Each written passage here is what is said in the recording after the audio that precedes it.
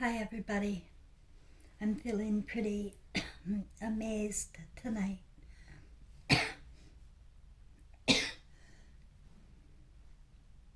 I was just scrolling through some YouTube videos to see what I wanted to watch. I like to watch um, stuff that I don't have to think, because my mind, my imagination, rather, is the whole universe, and it's really fucking hard to cope with, all the time. And much of the time, people don't get me. They don't understand um, this level of intelligence that I'm going through. And they they have preconceived ideas in their own imaginations based on the scriptures. And so did I. So did I. Like this story of mine, let me tell you, I have had a hard time with it. It's blasphemy to me. Blasphemy. Like, based on the religion that I grew up with, which was Christian, and my grandmother was like, oh, that's what I like. I was scrolling through these videos, and my grandmother popped up really loud and clear, and I'm gonna share the song with you. And it blew my mind. It confirms everything, but it even confirms more than what I know or wanted to really look at. And I'm sorry I'm not showing my face. I'm just not well enough, and that's that. But I will, and I want everybody to come out of hiding, and I'm willing to. But I'm just not well right now, so there. Anyway, yeah, I can't wait to have you listen to it, but first.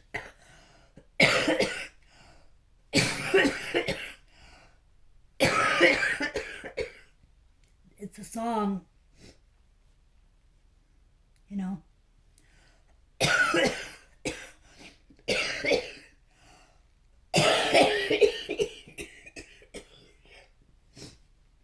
Trevor's been working with me through music and schizophrenic stuff. And, I didn't know what to make of things when he crossed over in 2003. I knew he sat on my bed. I knew he was around me. And I knew he was even laughing. I know my son and his energy and spirit. And, but you got to doubt yourself, with everybody against you. And they are, really are. And so I happened upon a medium, and it's in my videos, this story too, but you know, I had two mediums, and the first one was a fraud. Found her online. Be careful out there, guys. I mean, people don't know you, really. You gotta be really careful. I mean, really, if they're vague and stuff. And the one online was talking about my dead mother, and she wasn't dead yet. So, but this one, Barbara, that my girlfriend had introduced me to, was visiting over from England, and she was a famous medium over there. And she told me to bring two articles of clothing. And I brought a doily from my grandmother. That my grandmother was a great crocheter, and she gave me doilies and things. And I brought that. And I brought Trevor's visor, his head visor. Um, anyway, in her reading to me, she said that the grandmother was there. And that shocked me because I didn't really even ever feel her or think about her really a lot. And it was terrible. But that's the truth. But there was Trevor right behind her, she said. And he was kind of, bringing himself forward. And she said that she named the car, she named just a whole bunch of things. But the one thing that sealed the deal was that the day before, I had dropped an ashtray upstairs, and I'm not a vacuum cleaner person. I never do it. It was never my job. It was always a house cleaner or Gary did it. Never, never, never me. But I made a mess upstairs with an ashtray. And I had to go all the way down 3 flights of stairs to get this vacuum cleaner, bring it all the way up. And my kid's dead, and everybody's abandoning me. And I just had it. So I ended up kicking the vacuum cleaner down 3 flights of stairs. And when Barbara told me that Trevor was really having a hoot over that, I knew, I was validated. And I carried on from there. And I did a lot of my own personal research. And I went down even and saw Dr. Brian Reese, who wrote Many Lives, Many Masters. And I got induced by him. He was going to do past life regression, which did not work for me. And I told him that after the group thing. Didn't work. And he said it'll come to me in a dream. Well, that suggestion worked, because a month later, I had the dream where I chose, I was in vitro, I was in spirit. I was a spirit. I was in North Vancouver floating around, and I followed my mother into her house. It was like that. That's what it was like. She was only 10, but that was my mother. I was following in spirit. So I don't know why. I just, at this point now, though, I feel that we were in contract, and I was just checking up on her. And it was in that dream, too, that I was flashed forward onto a space sort of thing, and there was 4 cartoon-type beings in front. They were empty, and we had to fill up these characters. So we're playing characters, right? And my spirit was behind these 4 beings, and a male voice yelled out, "Who will bear the brunt of her anger?" Meaning that 10-year-old girl I was following, and meaning my mother. And the second being, cartoon type blue character, raised her hand. But I was behind this being. I wasn't in there, and I didn't raise my hand. But this being did.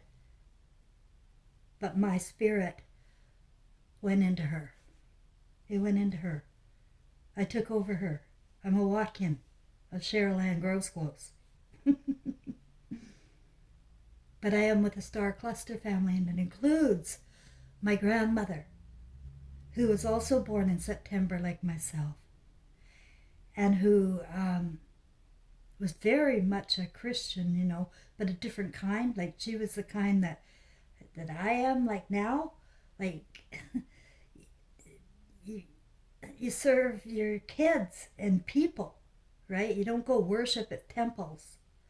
But anyway, my grandmother always took care of my dad. My dad was, in trouble all the time. He's the one that did the Last Supper in the prison there in 1968, and then willed it to me. Like, he had nothing and died on Skid Row, but that came to me while he was in prison in 1968. So I've always had, my grandmother had it, and then she gave it to me. This Last Supper. The male voice I feel now was my father's voice. I came into this with a contract with my mother, and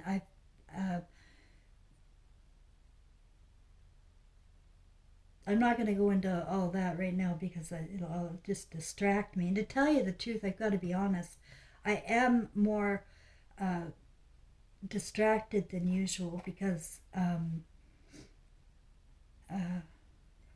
had a change in health thing, and I'm just working through some things, which I will talk about. If you notice, my voice is getting better.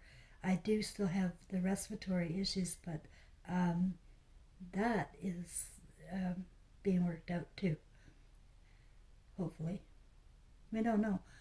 And especially since this song popped up, you really don't know. I can't wait until you listen to it. My grandmother went to the Presbyterian Church.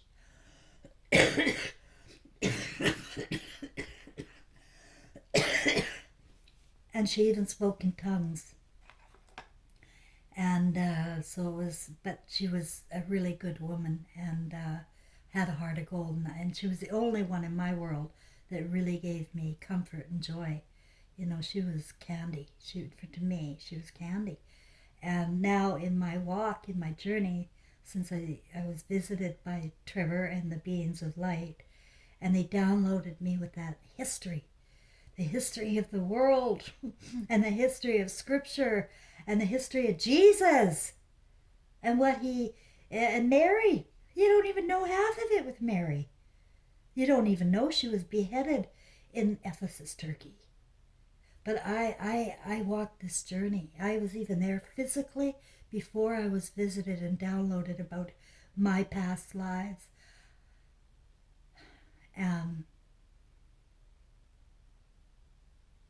You know, I had walked it all on purpose, even though I was unconscious. And I'm telling you guys that too.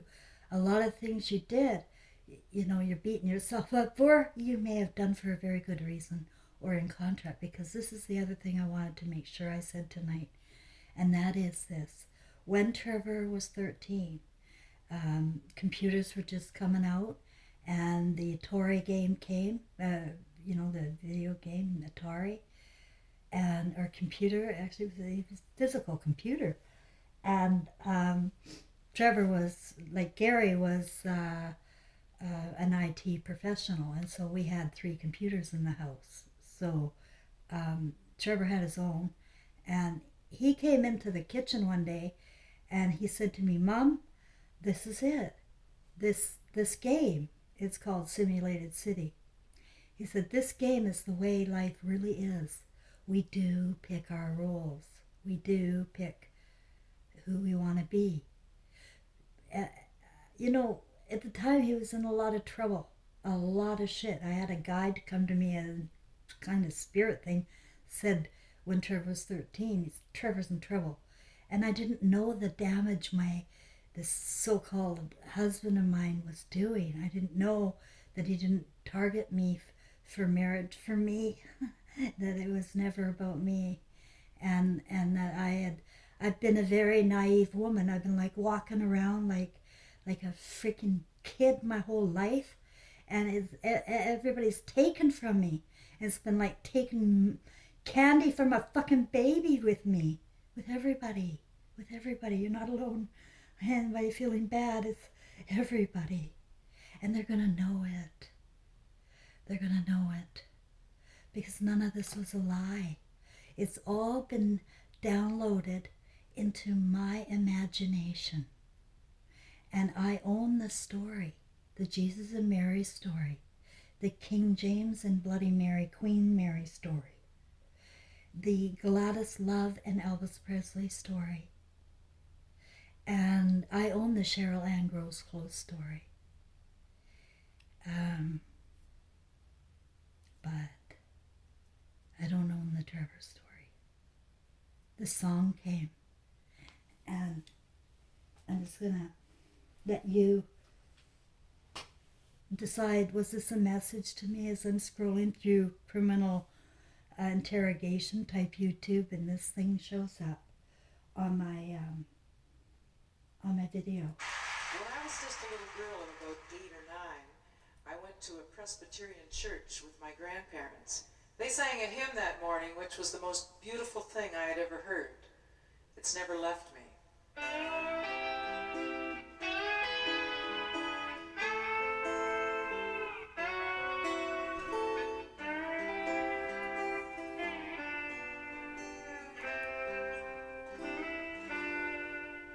I come to the garden alone,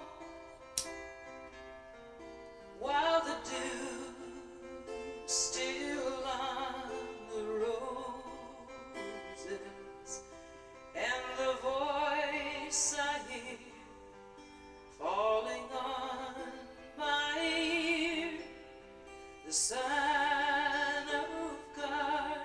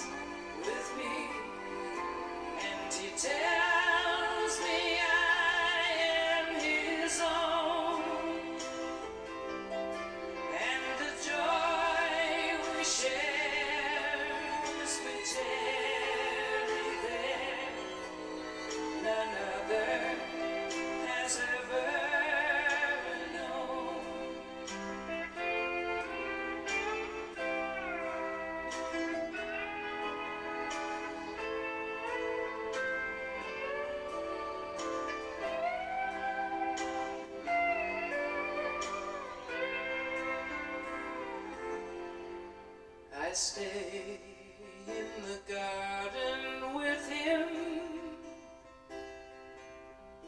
though the night all around me is falling, and he bids me go through the voice of woe. His voice to me is calling,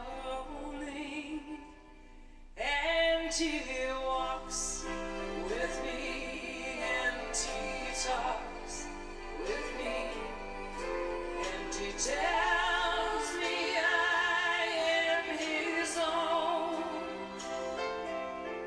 and the joy we share as we tarry there, none other has ever known, none other has ever known.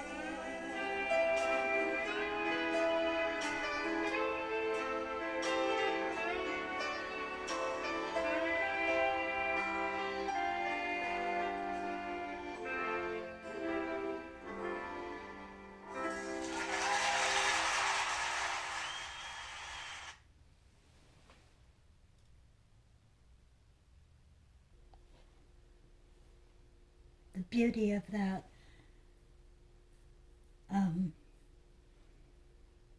doesn't need any words, does it? You know, in addition to my remarkable story, complete with names and dates, birth dates, reincarnation dates of Gladys Love, myself, and Elvis's twin brother, going over to Star City, Saskatchewan, where my grandmother and grandfather were getting together, an American and a Canadian from Norway, Lofton Islands, way up north where the sun doesn't shine 6 months of the year. And her heart, I knew, was always so special. But she was an alien, and so was I, and so is our star cluster, because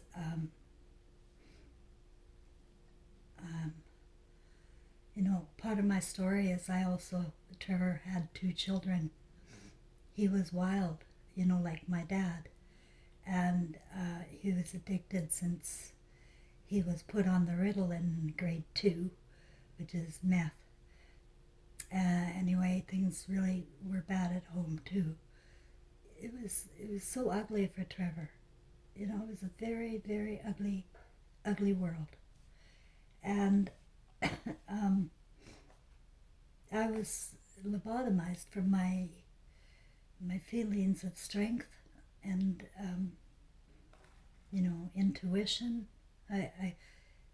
They just as soon call me crazy, right? The aliens get called crazy all the time. It's not good. It's not good. But these grandchildren, right away, it freaked me out when Trevor named his son, his firstborn, Dylan. That was fine, Dylan. But then he gave him his middle name, Thomas. And I thought, that is the strangest thing. You know, I remember thinking at the time, Dylan Thomas, isn't there a poet named Dylan Thomas that was talking about rage against the dying of the light? That Dylan Thomas? That's what I thought then, and I wasn't even awake. But yeah, that's what he named him.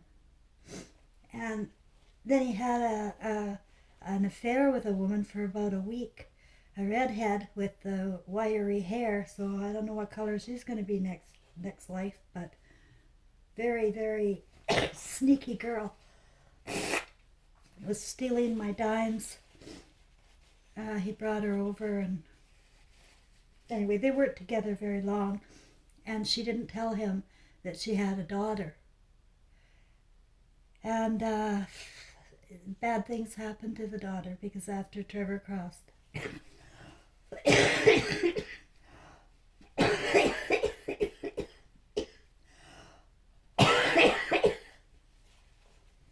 I got to see firsthand what was happening to that poor little baby. The time I was in a psych ward after trying to off myself after Trevor crossed, like right 3 weeks later. The family were all camping, and I decided it was not good for me to be alive because I could not be here without my son. And but we knew about Caitlin just since Easter, April, so only a few months. And he didn't get to know her very well. And after he crossed, and I ended up trying to do that and ended up in the hospital, the mother brings her in a stroller, and she's got bruises from head to toe. And she's 3. And then every month there was a new man. Every month a new man in a new apartment. And there I was, powerless, but bringing over groceries for them. Until finally one day there was a situation that I knew was so bad, and I'm not going to talk about it. It was so bad that I told the mother if she did not hand over the granddaughter to me, that I would be contacting some social services for help. And so she gave them to me and Gary. Yeah, big mistake too. And me, I was getting weaker and weaker and more powerless being around Gary because he's a demon. He's a freaking demon. And my point is,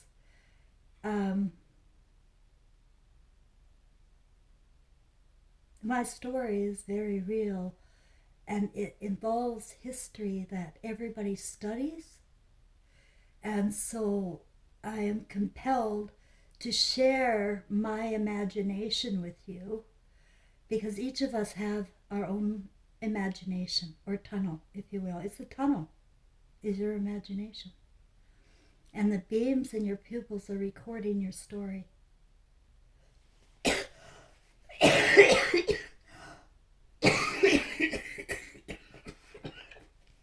Jesus said, take the beam out of your eye before you judge your brother.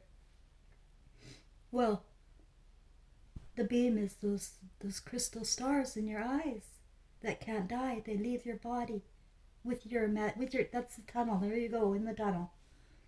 And your whole imagination swirling around you. And it is chaotic. And the feelings are really miserable. That's not a good place. And if you're sincere about your beliefs in God or Jesus, if you're sincere in that, then where are you? Because he's nothing like you people. And the dying of the light I found in the gematria. In gematria, I typed in Dylan Thomas Ross.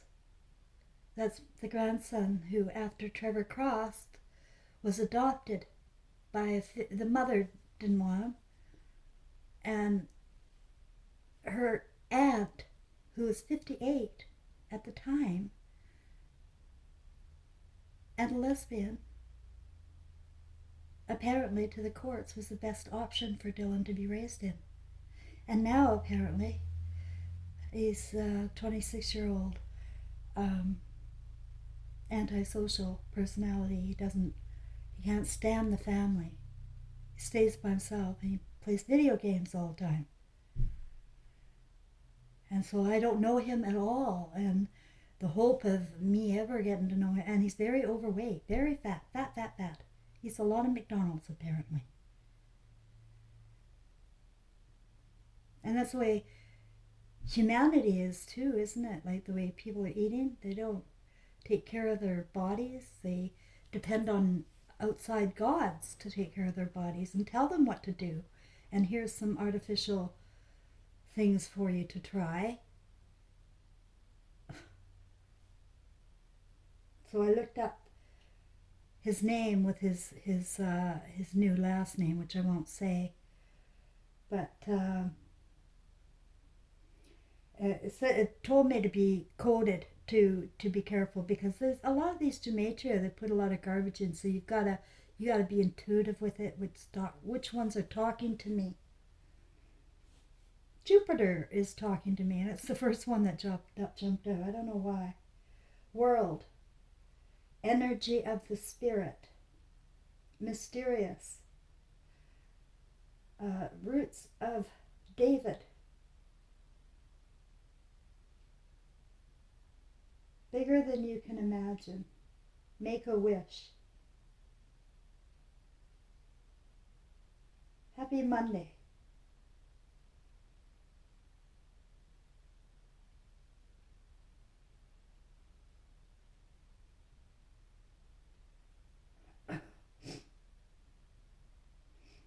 Hate is an understatement.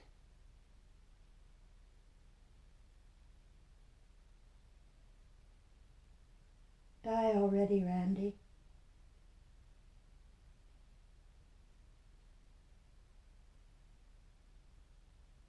We need to be completely honest.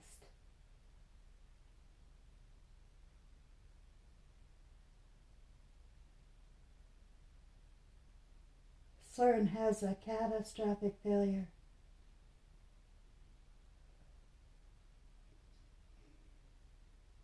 Promise Chandra. And by the simple, that was the Jewish, by the simple gematria, it says artificial intelligence. And that's what I know. That's what he is. Artificial intelligence.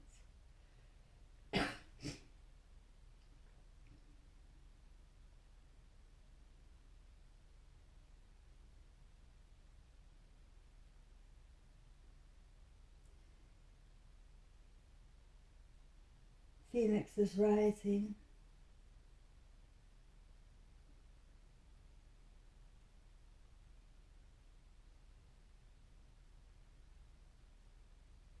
Non-human twin flame. Heart attacks can be deadly.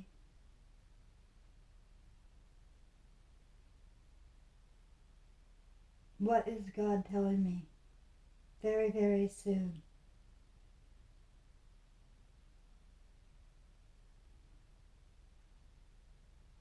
God hates sexual sin. Believe the unbelievable. Losing my religion. Fuck around and find out.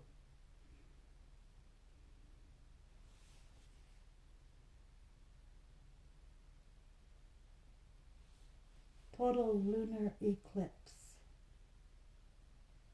Decode the best messages.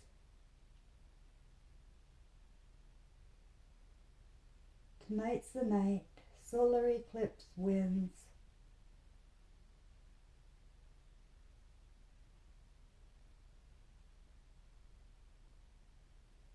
The Drinking Meister. Trump truckers.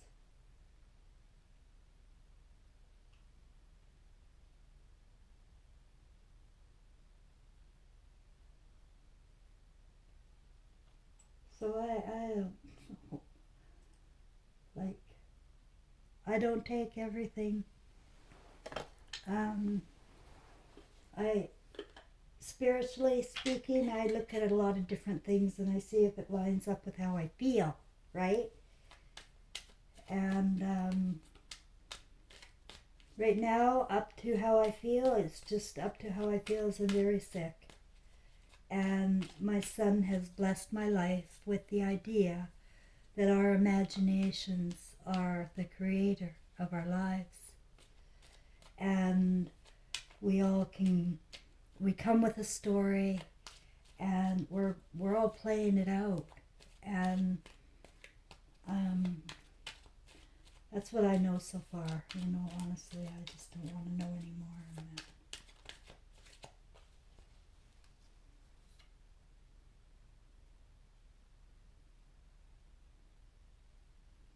So I pulled the Seven of Cups, and that is me talking to y'all, knuckleheads.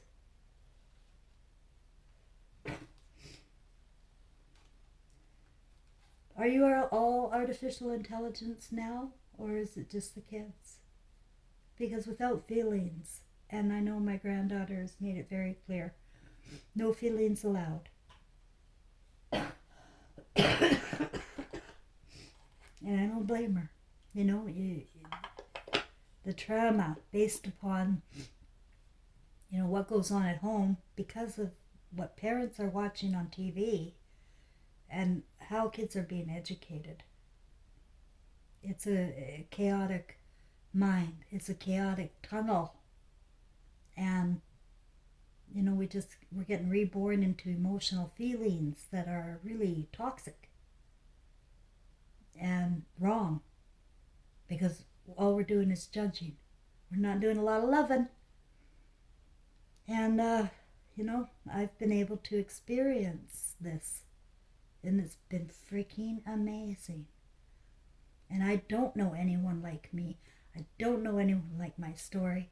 I don't know anyone who's been able to connect dots or patterns the way I have, other than Dylan Thomas maybe, because that's one of the things on the Gematria, is that he can connect dots and decode patterns like I can. And but we don't learn that here. And people are operating on, really low energy. And the only way to bring your energy up is listen to some music from the 50s, 60s, 70s. No more heavy metal. When that stuff came, listen to folk music. Oh, blues and gospel with Elvis Presley. You'll love it. And get your mood back into feeling again. Because that's what's missing. Nobody wants to dump all over humanity. But you got to see what I see, and that's what I've been showing you. You can't have men pretending to be women influencing children here. And so anything that happens, you know what? It's supposed to. That's what I know. It's got to be cleaned up, and it's going to happen where it's supposed to happen and when it's supposed to happen. And we never know when and who, right? So, but get right with your feelings, please. And maybe you can clean your tunnel up then. Because when you have your feelings, you love yourself again. And you don't forsake yourself. You don't run around like a monkey doing what other people tell you to do, or doing evil things just because they do it, you can do it. No! But that's the way it's running here, the show. And this is your show that is being recorded. And it's chaotic. And that's why I'm here. And that's why I hijacked that poor girl's life. Her family's screwed. And void of feeling. And so anything goes, and proud. And worse is the attack on me. I've known I've been an alien since I was a small child. I was always in for blood work. Always, always. I don't know what's different about it, but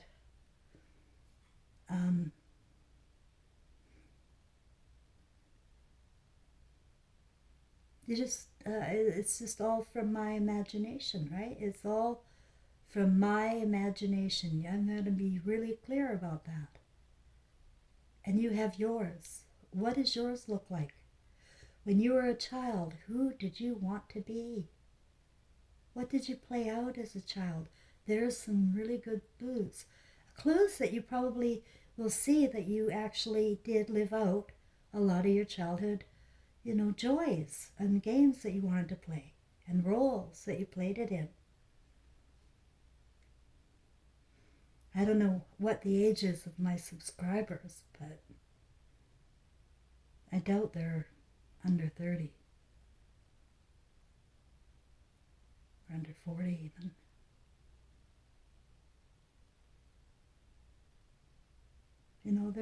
They're in 1984 or some other world that they read about. Each generation is given a new simulation, if you will, because they're reading and studying, and that's their imagination, right? And so each generation's got a new one. My parents were rebels without causes. That's the baby boomers. And me, I was at the 1959. I was born September 11th, 1959. And then, no, we're all creating our stories. It would be better if you're conscious of it, that you're creating this, and now figure out why. Why did you create that story like that? Why did that happen like that? And if you get into your feelings in your meditation, it's your garden, as this song is called. What's it called? In your garden? Oh.